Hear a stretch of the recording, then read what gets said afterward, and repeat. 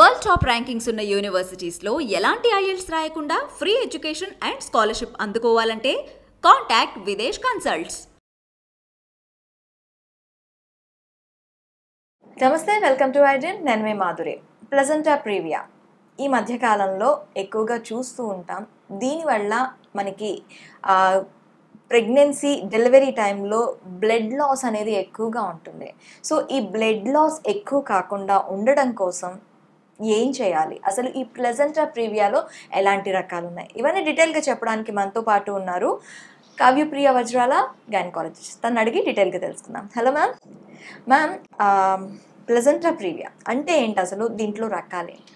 Placenta previa అంటే మనకి మామూలుగా ఇప్పుడు గర్భం దాల్చాక మనకి గర్భసంచి లోపల పిండం అన్నది గర్భసంచి గోడలకి అతుక్కుంటుంది. ఆ దేని ద్వారా అతుక్కుంటుంది అంటే ప్లెసెంటా, దాన్నే మాయ అంటారు.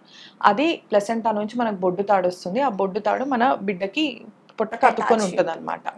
సో ఈ ప్లెసెంటా ఫంక్షన్స్ ఏంటి అంటే మామూలుగా బిడ్డకి ఫుడ్ ఇవ్వడం కానీ, బిడ్డ ఎక్స్క్రీషన్ కానీ, మనకి ఆక్సిజన్ వెళ్ళడం కానీ, ఇవన్నీ ట్రాన్స్పోర్ట్ ఫెసిలిటీస్ అంతా ప్లెసెంటా ద్వారా జరుగుతూ ఉంటుంది అనమాట. గర్భసంచి త్రూ ప్లెసెంటా త్రూ బిడ్డకు చేరుతాయి అనమాట. సో ఈ ప్లెసెంటా ఎలా ఉంటుందో దాన్ని బట్టి మన బేబీ హెల్త్ ఉంటుంది అనమాట. ప్లెసెంటా సరిగ్గా ఫంక్షన్ చేయట్లేదు అంటే బేబీ సరిగ్గా పెరగదు.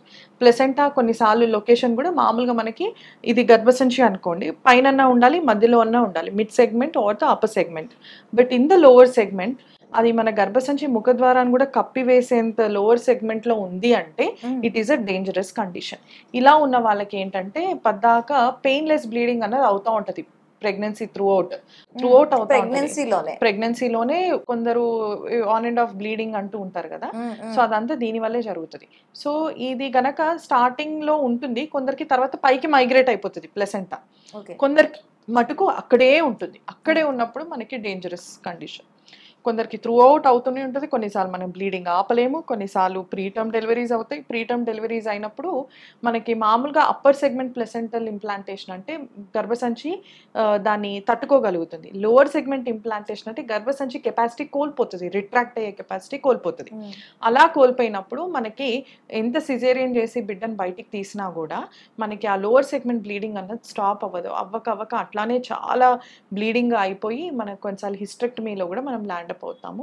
కొన్నిసార్లు పోస్ట్ పార్టమ్ హెమరేజ్ అయితే కనుక మనకి ఇంటర్వెన్షనల్ రేడియాలజీ ఫెసిలిటీస్ అట్లా ఏం లేకపోయినా కూడా కొన్నిసార్లు ఎంత బ్లడ్ ఇచ్చినా కూడా పోయి, అంటే రిమోట్ సెంటర్స్లో నేను మాట్లాడేది, అలాంటి వాళ్ళలో పీపీహెచ్ వచ్చి పేషెంట్స్ చచ్చిపోయే కండిషన్స్ కూడా ఉంటాయి అన్నమాట. సో అందుకనే ఎప్పుడు కూడా ఇట్లాంటి కేసెస్ ప్లెసెంటా ప్రీవియా మళ్ళీ ఇందులో రకాలు ఉంటాయి. ఒకటి కంప్లీట్ ఉంటుంది, ఒకటి ఇన్కంప్లీట్, పార్షియల్గా కవర్ చేస్తే లాస్ని, ఇంకొన్ని జస్ట్ లోవర్ మార్జిన్ మన ఓపెనింగ్ని టచ్ అవుతాయి అన్నమాట. ఇలాంటి కండిషన్స్ ఉన్నప్పుడు ఎప్పుడు వెజైనల్ ఎగ్జామినేషన్ అనేది చేయకూడదు. వాళ్ళు కనుక లేబర్లోకి సెట్ అయ్యారంటే బ్లీడింగ్ ఆగదు ఇంకా. సో అంతలోపు మనం ఒక క్వటర్నరీ కేర్ సెంటర్కి మనం తరలించాల్సిన అవసరం. ఇట్లాంటి కేసెస్కి ఎలాంటి సెంటర్ని ఎంచుకోవాలి, ఎక్కడైతే మనకి స్కిల్డ్ గైనకాలజిస్ట్ ఉంటారో, బ్లడ్ బ్యాంక్ సపోర్ట్ 24/7 ఉంటుందో, ఒక ఎన్ఐసియు సెంటర్ ఉంటుందో, ఐసియు సెంటర్స్ ఉంటాయో, ఫిజిషియన్ సపోర్ట్ ఉంటుందో, ఇలాంటి సెంటర్స్కే మనము తరలించి డెలివరీ అన్నది చేసుకోవాలి. అయితే ఇది మనం ఇప్పుడు మీరు చెప్పారు కదా, కింద ఉన్న, మీదనున్న, మధ్యలో ఉన్న, ఒకవేళ కిందన ఉంది, అలాంటి టైంలో ఇప్పుడు డాక్టర్ దగ్గరికి వచ్చినప్పుడు వాళ్ళకి ఇచ్చే ట్రీట్మెంట్స్ ఎలా ఉంటాయి? ఏముండదు. బ్లీడింగ్ అంటే మనము కొన్ని బ్లీడింగ్ స్టాప్ చేసే మెడికేషన్స్ ఇస్తాము, ప్రొజెస్ట్రాన్ సపోర్ట్ ఇస్తూ ఉంటాం ప్రీటర్మ్ డెలివరీ అవ్వకుండా.